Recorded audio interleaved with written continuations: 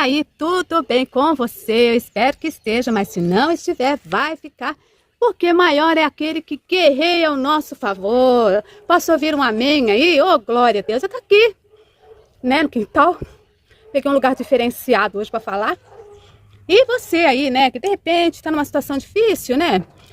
Como é? Quem nunca teve uma situação difícil na vida? E aí você está precisando de uma palavra específica. E nós vamos nessa devocional de hoje, cara, falar uma coisa que você está precisando, para você que está sofrendo, né? Sofrendo humilhação, sofrendo com problemas de saúde. Como é que você vai resolver isso? Né? Um sofrimento, assim, até daqueles... uma tristeza profunda. Então, a gente vai falar desse assunto, tá bom? Então, não sai daí não. Esquece de deixar o like, ó, Brasil. Não pula o vídeo, Brasil. Assiste tudo que te custa. Olha, hein? Olha. Tá bom? Então, nós vamos falar sobre esse assunto. Daqui a pouco. Quando se sentir triste, lembre-se de Deus. Quando estiver na solidão, lembre-se de Deus. Quando pensar em desistir, lembre-se de Deus. Quando estiver aflito, lembre-se de Deus. Seja qual for o seu momento, bom ou ruim, lembre-se de Deus. O que Ele passou para que você hoje esteja aqui não se compara com qualquer sentimento nosso. Apenas sigamos firmes em frente, agradecendo, lembrando que Deus nunca se afasta de nós. Quer dizer assim que você também vai vencer. Olha que lindo. Você também vai vencer, certo? Então, assim, vamos ver o que foi que aconteceu com Jesus, porque o que ele passou de um nível de 0 a 10 foi 11, né? Foi 11. Então, assim, vamos ver. E aconteceu que o seu suor se tornou como gotas de sangue caindo sobre a terra. Lucas 22, 44. Então, Lucas, o médico. Então, ele deixa esse enfoque para o que aconteceu. Olha que interessante. Ele dá esse destaque. E aí, ele sendo médico, ele também conhece aí uma coisa muito rara que pode acontecer com o ser humano, que ele numa condição de extremo estresse, de profunda dor, de profundo medo também, né? Ele vai, podemos suar assim, gotas de sangue. Já já a gente vai ver do que se trata isso. O suar sangue ou hematidrose é um fenômeno raríssimo, é produzido em condições excepcionais. Para provocá-lo é necessário uma fraqueza física acompanhada de um abatimento moral violento causado por uma profunda emoção, por um grande Jesus, medo.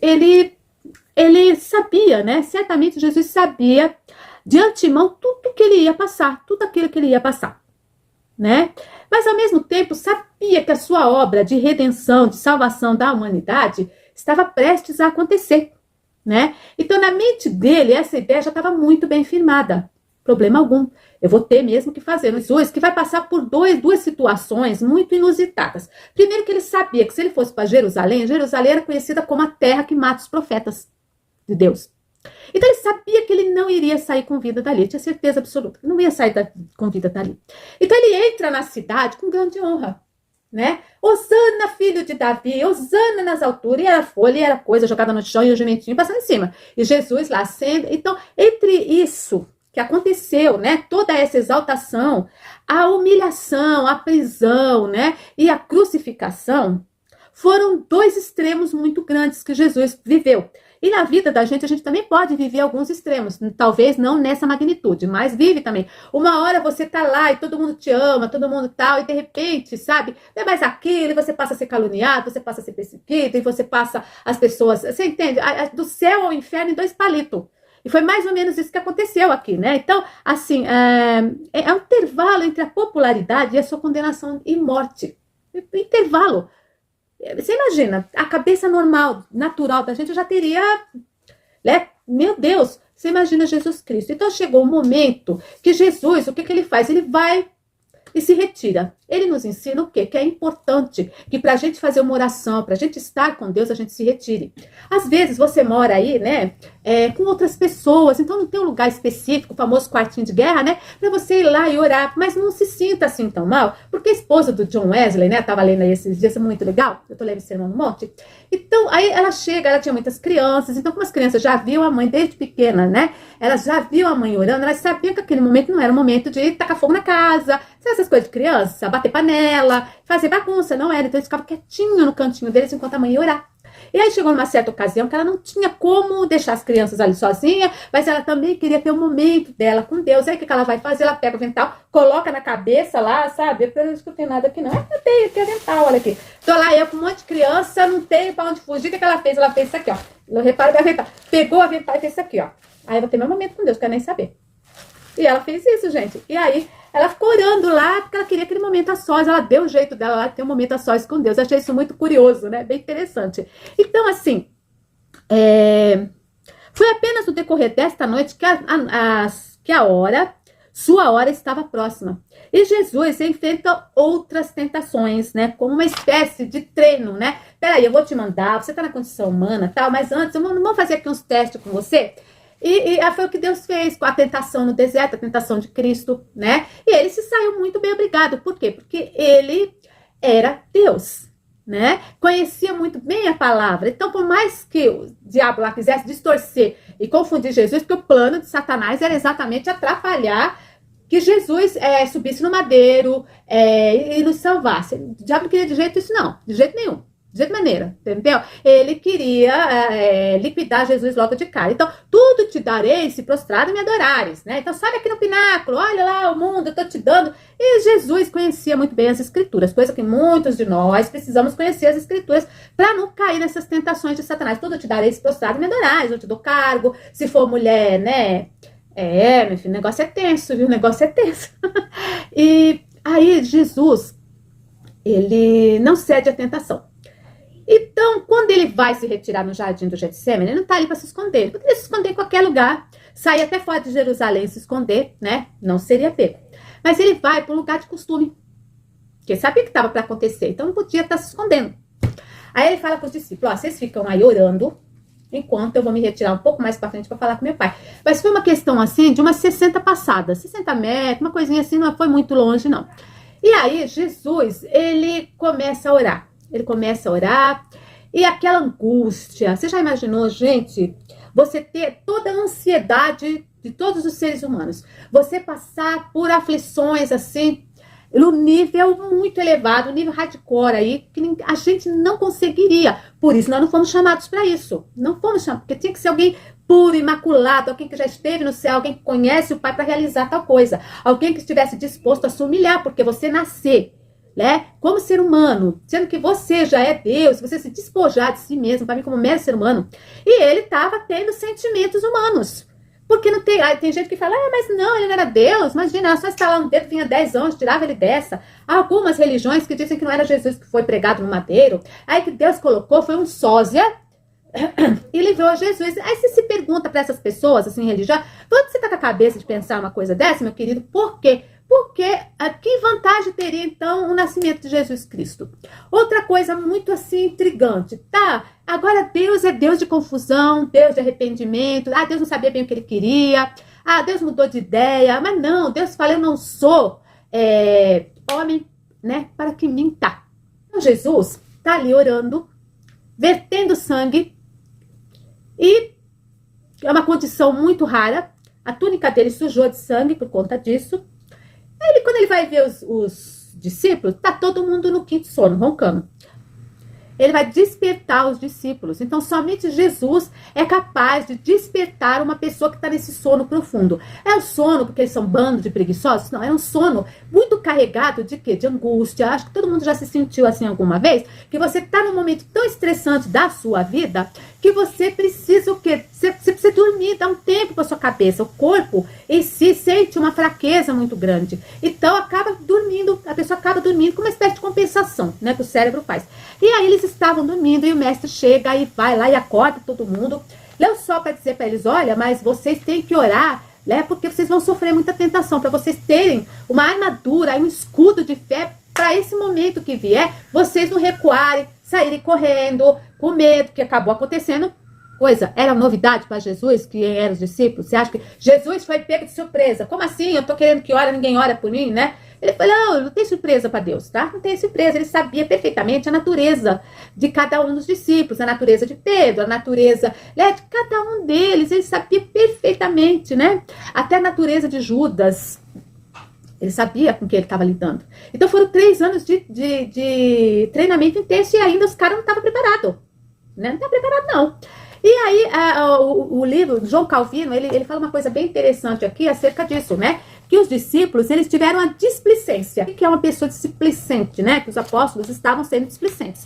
Então, é o ato de quem não tem cuidado. Os apóstolos não estavam tendo cuidado com Jesus, né? De orar. Característica de quem é ou está indiferente ou desatento. Não acho que eles estivessem indiferentes ao que estava acontecendo, mas eles estavam, assim, desatentos.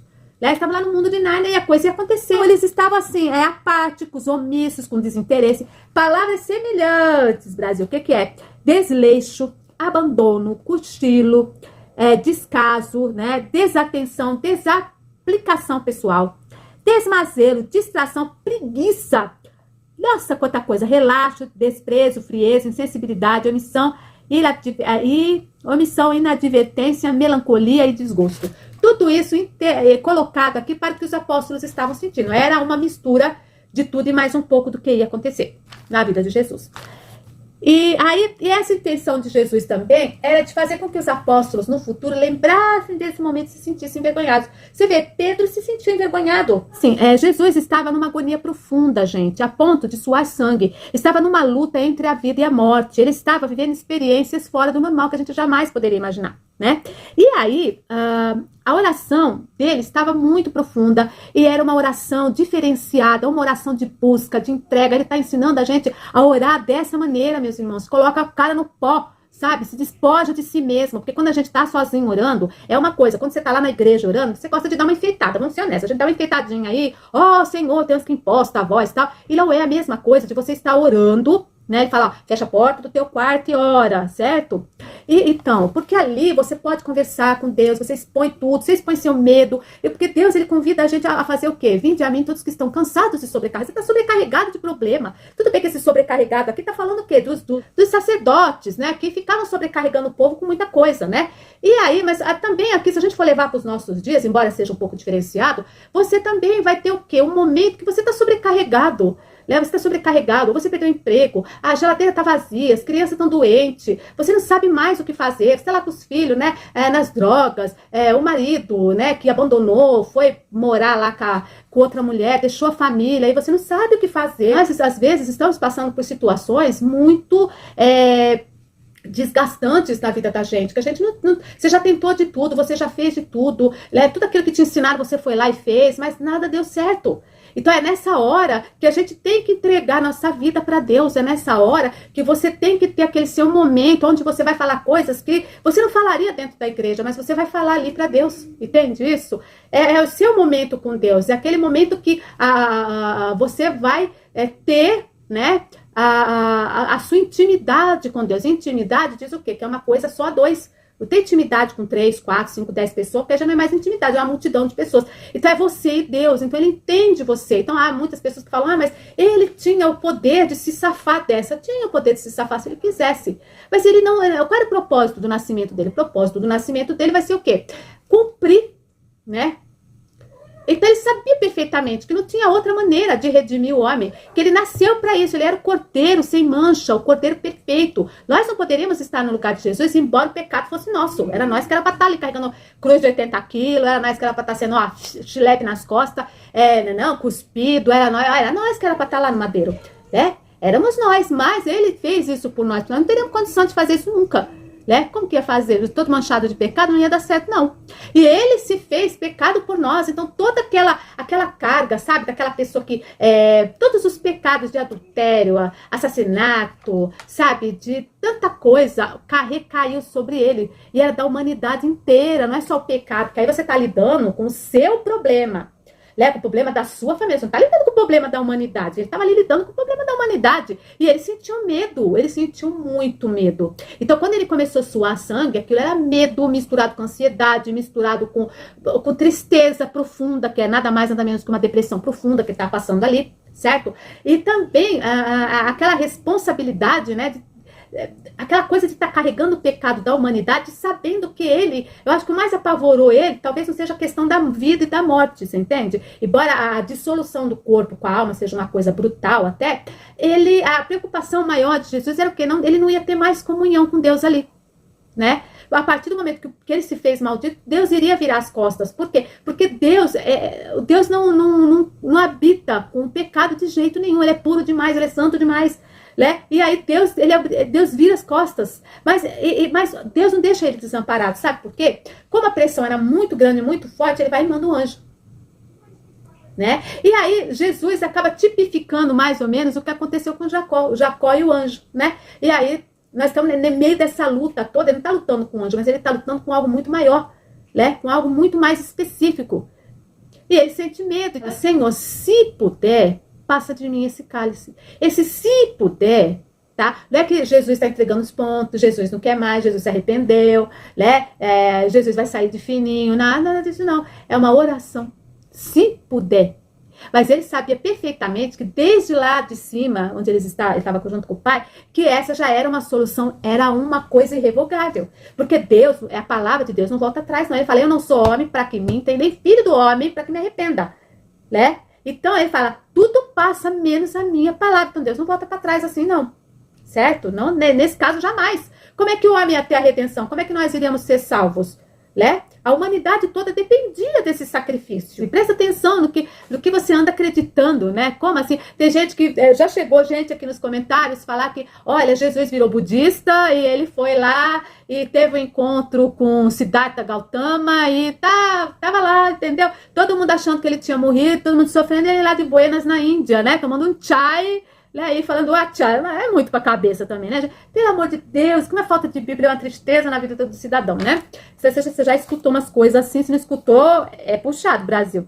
Então, assim, essa tristeza profunda de Jesus, né? Essa coisa tão forte que Jesus, e mesmo assim, ele nos ensina muitas lições aqui, né? Muitas lições, que apesar de tudo que ele estava passando, que ele precisava de oração, ele ainda tem que parar para falar para os discípulos, vocês oram porque a tentação vai ser grande, né? Porque o discípulo que falava, não, Senhor, eu vou contigo. Ele falou, não, você não vai comigo não, minha filha. Não vai comigo não, porque o que eu vou passar, você não tem a menor ideia do que está acontecendo aqui, nem pense, nem por um instante que você vai conseguir, nem no fui. E por muito menos que isso, deram no pé.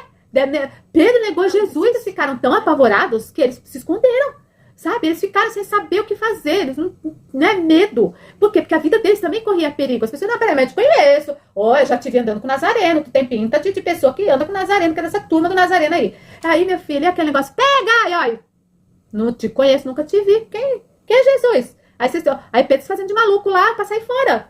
Porque o medo foi muito grande, ele não estava preparado, né? Mas depois, Pedro foi crucificado. Muito, muito depois. Aí ele já era um apóstolo de Jesus. Aí ele já tinha condições de entender o que o mestre estava passando. Porém, ele não quis ser crucificado como Jesus. Por quê? Porque eu não sou nem merecedor, né? Ele sabia disso. Mas nessa ocasião, aí os discípulos não estavam mesmo preparados. E foi perna para que te quer para todo lado. Então, Jesus, ele vai pedir, que ele estava numa agonia muito profunda, que o pai passe esse cálice, mesmo sabendo que isso não era possível. Então, foi um momento de tentação para ele também. Né? Foi um momento de tentação, mas ele logo em seguida se coloca como um servo fiel. Não, Senhor, que seja feita a tua vontade, não a minha, como os santos antigamente faziam, né? Que por mais que o negócio, não, que seja feita a sua vontade, não a minha. E aí ele se submeteu como um cordeiro de Deus, né? Assim, que não tem pecados, e foi ali no silêncio. Jesus não foi gritando, me larga, me salta. Não, ele foi ali, tanto que ele não concordou com o que Pedro fez. É absurdo, cara, você vai me arrancar a orelha do soldado? Eu não vim pra isso. Aí foi lá, colou a orelha do soldado. Imagina a cara do soldado. Como assim? Jesus cola a orelha sem precisar dar ponto, certo? Sem precisar tomar um antibiótico, né? Tudo funcionando perfeitamente, sem uma cicatriz, gente. O que Deus faz é maravilhoso. Então, se Deus fez isso, Ele não é capaz de te curar, se Ele quiser realmente, se for da vontade dEle. Ia sentir medo, ele sentiu medo. Jesus chorou, né? Quando o amigo dele morreu, Lázaro morreu, Jesus chorou. Jesus se compadecia, ele tinha compaixão daquelas pessoas que estavam sofrendo, porque ele não veio aqui para fazer milagre. O negócio dele não era bem esse, o negócio dele era anunciar o reino. E esses, os discípulos também, esperavam de Jesus o quê? Que ele viesse para fazer, como se fosse uma espécie de Moisés, né? Ele ia tirar o povo das mãos, das garras, dos romanos, né? Porque os romanos cobravam impostos muito altos. Então, ele seria uma espécie de Moisés. Esse reino seria deste mundo. Aí quando Jesus fala, não, peraí, meu reino não é desse mundo, não. E aí isso trazia confusão na mente dos discípulos também. Mas Jesus, como eu estava falando, ele se compadecia das pessoas, da dor, da viúva que perdeu o filho. Enfim, ele se compadecia. E quando os sacerdotes estavam lá, você me dá isso, me dá aquilo, que eu vou fazer aí vou orar, você cobrava para orar. Jesus, ele não estava cobrando para orar ninguém, ele ia lá fazer milagre no sábado, fazer milagre no casamento. Enfim, ele estava ali. Então ele é uma pessoa como nós, e nada melhor do que um Deus que sente as mesmas paixões, né, as mesmas dores, sendo que ele é puro, tá? Ele é puro. Mas assim como nós, ele não tem pecado não, nós temos pecado, ele não. Ele sentiu toda a minha fraqueza, ele sentiu toda a minha angústia, sentiu toda a minha ansiedade. Então nada como um Deus que sentiu tantas coisas assim como nós para nos entender. Jesus entende o que você está passando. Jesus não está aqui para ele é o nosso advogado de defesa. Tá certo? Ele tá aqui para te ajudar, tá estendendo a sua mão, tá dizendo, vem para mim aqui, vem, você tá cansado, você tá sobrecarregado, vem aqui, né? Eu vos aliviarei, eu vou carregar esse fardo junto com você, sabe? Eu tô aqui, né? E as pessoas às vezes eu vou fazer isso, eu vou fazer aquilo, a gente tenta tudo com o braço da gente, aí chega uma hora que não dá mais. Né? E é nessas horas cruciais é que as pessoas se rendem aos pés de Jesus, né? Então, assim, ele não teve pavor da morte como uma passagem, mas o fardo sobre si o arqueou com enorme peso. Então, o problema de Jesus ali não estava com a morte, porque ele ressuscitou Lázaro, gente. Então, não tem nem o que dizer aqui. O problema não era esse, sabe? Mas era assim, o medo maior, assim, né? Era essa questão de ter sido feito maldito. Aí teria uma separação, mesmo que momentânea, dele com Deus. Isso ele não queria. Uma vez o salmista falou a mesma coisa, né? O maior medo do rei Davi não eram as lutas que ele fazia, porque ele era ótimo, né? Nessas questões da luta, mas era principalmente o quê? De não ter comunhão com Deus. Então essa é a nossa maior medo, de você não ter mais comunhão com Deus. E é isso. Então assim, por mais problema que você ter, se afastar de Deus não é a solução do seu problema. Não é a solução do seu problema. Muito pelo contrário, é que seu buraco vai ficar cada vez mais fundo. Agora, se chegar a Deus, leia a palavra, mas eu não entendo, eu não sei lê. Simplesmente lê. E assim, que Deus abençoe todos vocês, abençoe a família e tudo mais, os amigos, e que Deus seja na vida de cada um de vocês, tá? E assim, para as varoas, aquele beijo, né? Aquele abraço, aquele beijo. Para os varões, a paz do Senhor. Que Deus seja convosco, também.